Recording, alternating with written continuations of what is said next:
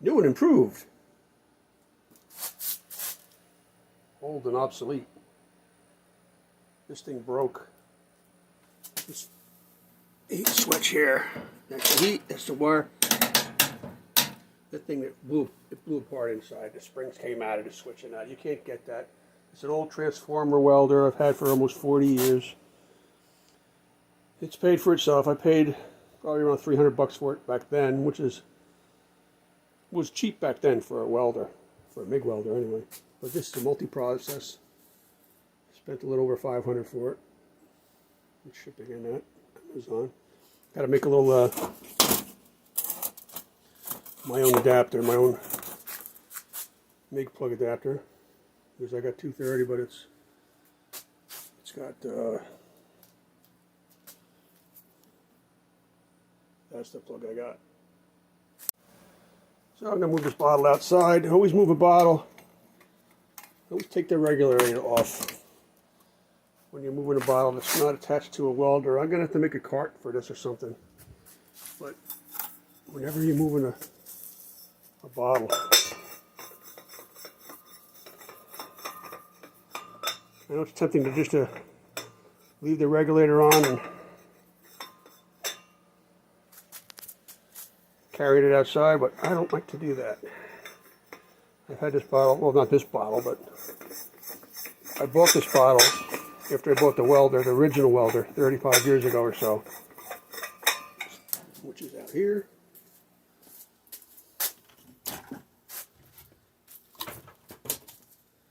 That plug is the same as my compressor. And there it is.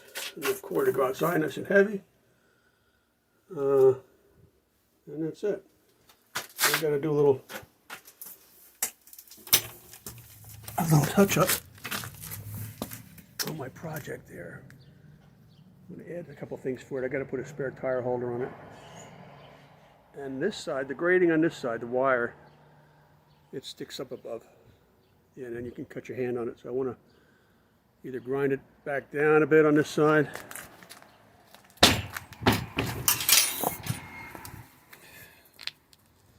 I didn't do such a good job here. See, the wire's not tight.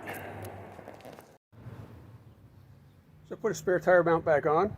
It used to be on that hunk of plywood. And actually the bolt, when it was on that plywood, was too short to reach through the tire. Hold on there a second. To the point where I couldn't get to the air valve. I had it mounted the other way, but this is fine.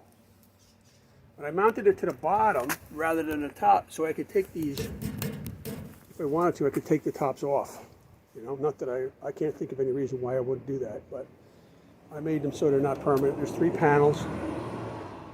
I wanted to touch up some of the welds, but you know what? You know, these welds are all right. You know, they're like, but there, I had to tack that weld, that screen back on. It was just, it was standing off. It was standing off like maybe 1/4 inch in some spots. It wasn't really flat. So I just burned through the paint. Some spots I ground off. Some spots I didn't. Once I had ground, I just kept it at 250 and burnt through everything. And that was all right, that side there. I didn't mess with that side. But the weld's pretty good. I mean, they're not bad. They're all right, they're acceptable. They'll pass. You know, a little more practice maybe. You know, I got like, these were hard. These here were, you know, not as good as I'd like. You know, some of them are just. Here's my stainless bolts. I put stainless on there because who the heck wants to put a nice job together and then have it all rust because of the bolts. A little bit of spatter there. What am I aiming at? I can't get used to where the lens is on this thing. Can't aim to save my life. So there's that. It's essentially finished. This here is the worst one. See where I drilled it? That's the, if you look at the back. Well, maybe that's not the one. Where's the bad one at? Maybe a real bad one somewhere. I might have flipped this over. That's it. That's the bad one. That's the bad weld. That's the gap. I think that's the one. I noticed it when I assembled this thing. This is my new Yes Welder. This is a 3/16 2x2. It welded that with no problem. In fact, I could burn through it if I wasn't careful. See, like some of these outside, I should have filled these up. But you know what? For what this is, it's a stupid trailer. I'm not going to be obsessive like my neighbor is. You know, he's obsessive compulsive. But for what this piece of shit was, I got it from my brother. The wire on the bed is a similar wire, and it's rusted. It's burnt through. So there's uprights every two feet. I want to say, every 2 feet there's a cross member. So I just laid 3/4 on top of it. I was going to get fancy and get diamond plate, you know, aluminum diamond plate, and bolt it down. And I said, you know what? Why? Why was it? I don't have time to do that kind of crap. I wasted time doing this. The only reason I had to do that is because that corner, when I had these wood sides, that corner collapsed. You know, it was just temporary, you know. There, that's the panel there. It just collapsed. So I had so much, all that stacked on top of it. And this plywood to protect it. I had like I would keep my scrap aluminum on the bottom. And I'd lay 2x4s across the top, 3. And put my lumber left over from jobs. I would just lay it on the top. And then, as Patty Case would say, it looked like Alabama. So, and there's 2 tires I got to get rid of. I don't know what the hell you do in this town to get rid of tires. They say take them to the recycling center, but you got to live in the town and take them to the recycling center. This town doesn't have a recycling center that takes tires. I can't go to the adjacent towns to take tires because you have to be a resident of that town to take tires. So, what am I going to do with them? Cut them up and put them in bags? Anyway, I'm going to cut these up. They take the garbage and put it at the curb, and that's amazing what they take when you tip them, like, you know, $60 a guy. 3 guys every Christmas. They'll take everything. They know you. You leave them a tip, they love you. So there's that. I'm going to probably bolt the sides on, like maybe 1/4 inch. These plywood, 3/4 inch plywood.